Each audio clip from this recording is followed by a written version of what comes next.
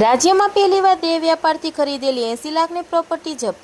ભાવનગરના કેસમાં પ્રથમવાર પાસાનો હુકમ, મહિલા સંચાલિકાની અટકાયત કરી ભુજની જેલમાં ધકેલાઈ. ભાવનગરમાં સ્પાની આડમાં અનૈતિક દેહ વ્યાપાર ચલાવતી એક મહિલા વિરુદ્ધ જિલ્લા કલેક્ટર દ્વારા પાસા વોરંટ ઇસ્યુ કરવામાં આવ્યું છે. આ કાર્યવાહીના પગલે નીલમબાગ પોલીસે આરોપી મહિલાની ધરપકડ કરી તેને ભુજની જેલમાં મોકલી આપી છે. એલસીબીના પીઆઈ સરવૈયાએ જણાવ્યું કે દેહ વ્યાપાર કેસમાં પાસા હેઠળ કોઈ મહિલા સામે કાર્યવાહી થઈ હોય તે શહેરની આ પ્રથમ ઘટના છે. જ્યારે એસીપી ઘનશ્યામ ગૌતમના જણાવ્યા અનુસાર આ દેહ વ્યાપારના ગુનામાં કડક કાર્યવાહી કરીને રાજ્યમાં પહેલીવાર આ ગેરકાયદેસર કમાણીમાંથી ખરીદાયેલી 80 લાખ રૂપિયાની પ્રોપર્ટીને સીલ મારીને જપ્ત કરાઈ છે. બે જગ્યાએ સ્પાની આડમાં ચાલતા ગોરખ ધંધાનો પર્દાફાશ. ભાવનગર પોલીસે શહેરના બે અલગ અલગ સ્થળો પર દરોડા પાડીને આ સમગ્ર રેકેટનો પર્દાફાશ કર્યો હતો, જેમાં ભાવનગરના વાઘાવાડી રોડ પર આવેલા ઈવા સુરભી કોમ્પ્લેક્સના ત્રીજા માળે દુકાન નંબર 309માં ચાલતા આયુથાઈ ફેમિલી સ્પા અને શિવા બ્લેસિંગ બિલ્ડિંગના બીજા માળે આવેલા ક્રિસ્ટલ ફેમિલી સ્પાનો સમાવેશ થાય છે. તપાસ દરમિયાન જાણવા મળ્યું હતું કે સ્પામાં મસાજના બહાને ગ્રાહકો પાસેથી મોટી રકમ વસૂલવામાં આવતી હતી.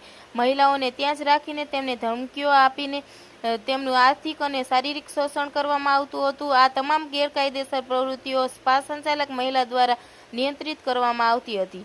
ગેરકાયદેસર કમાણીમાંથી ખરીદી મિલકતને જપ્ત કરાઈ. પોલીસની ઊંડાણપૂર્વકની તપાસમાં ખુલાસો થયો છે કે આરોપી સબાનાએ વર્ષ 2022માં આયુર્થાઈ ફેમિલી સ્પા વાળી દુકાન સૌપ્રથમ ભાડે રાખીને આ વ્યવસાય શરૂ કર્યો હતો. ત્યારબાદ આ અનૈતિક ધંધામાંથી મળેલી કાળી કમાણીનો ઉપયોગ કરીને તેણે એ જ દુકાન ખરીદી લીધી હતી.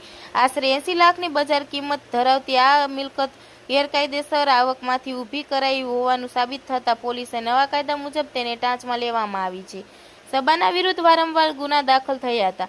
એસીપી ઘનશ્યામ ગૌતમે જણાવ્યું હતું કે આજે 18 જુલાઈના રોજ ભાવનગર જિલ્લાના બીએનએસએસ કલમ 107 હેઠળ ગુજરાત રાજ્યની આ સૌથી પહેલી કાર્યવાહી અમે કરી છે, જેમાં અમે સબાના નામની મહિલા ગેરકાયદેસર રીતે દેહ વ્યાપારનું કામ કરતી હતી અને જેમની વિરુદ્ધ વારંવાર ગુના દાખલ થયા કરતા હતા તેમના વિરુદ્ધ કાર્યવાહી કરી છે. અક્ષરવાડી રોડ અને વાઘાવાડી રોડની મિલકત જપ્ત.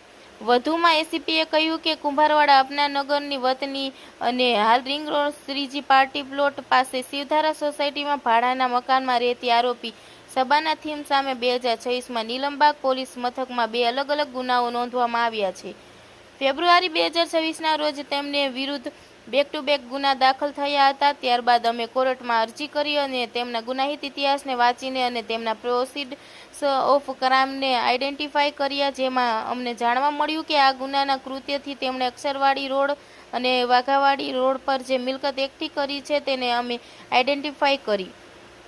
મિલકતને ટાંચમાં લેવા 16મી એક કોર્ટનો આદેશ આજે સીલ. ગૌતમે જણાવ્યું કે હતું કે ત્યારબાદ 20 મેના રોજ અને કોર્ટમાં અરજી કરી અને કોર્ટને વિનંતી કરી કે બીએનસીએસએસ 107ની કાર્યવાહી માટે અમને હુકમ આપવામાં આવે. કોર્ટે તેની સારી રીતે સમીક્ષા કરી અને 16મી તારીખે કોર્ટે અમને આદેશ આપ્યો કે અમે તેની મિલકત જપ્ત કરી શકીએ છીએ.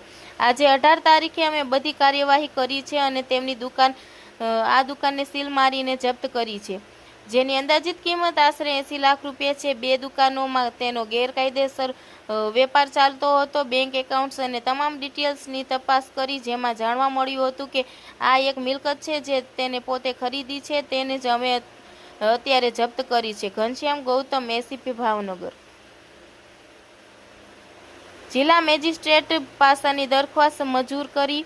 મળતી માહિતી મુજબ પોલીસ મહાનિરીક્ષક ભાવનગર રેન્જ અને પોલીસ અધ્યક્ષ દ્વારા પ્રોહિબિશન, મિલકત અને શરીર સંબંધિત ગુનાઓ તેમજ અનૈતિક દેહ વ્યાપાર જેવી અસામાજિક પ્રવૃત્તિઓમાં સંડોવાયેલા આરોપીઓ સામે કડક કાર્યવાહી કરવા સૂચના આપવામાં આવી હતી. ધરપકડ બાદ ભુજની જેલમાં મોકલાઈ. આ સૂચનાના ભાગરૂપે નીલમબાગ પોલીસે સ્પાની આડમાં દેહ વ્યાપાર ચલાવતી મહિલા વિરુદ્ધ પાસા હેઠળ દરખાસ્ત તૈયાર કરીને જિલ્લા મેજિસ્ટ્રેટ સમક્ષ મોકલી હતી. જિલ્લા મેજિસ્ટ્રેટ દ્વારા આ દરખાસ્તને મંજૂરી આપી પાસા વોરંટ ઇસ્યુ કરવામાં આવ્યું હતું. પોલીસ દ્વારા કરવામાં આવેલી પાસા હેઠળ મહિલાની ધરપકડ કરી ભુજની ખાસ જેલમાં મોકલી આપવામાં આવી છે. રિપોર્ટર ફિરોઝ મલેક, ભાવનગર.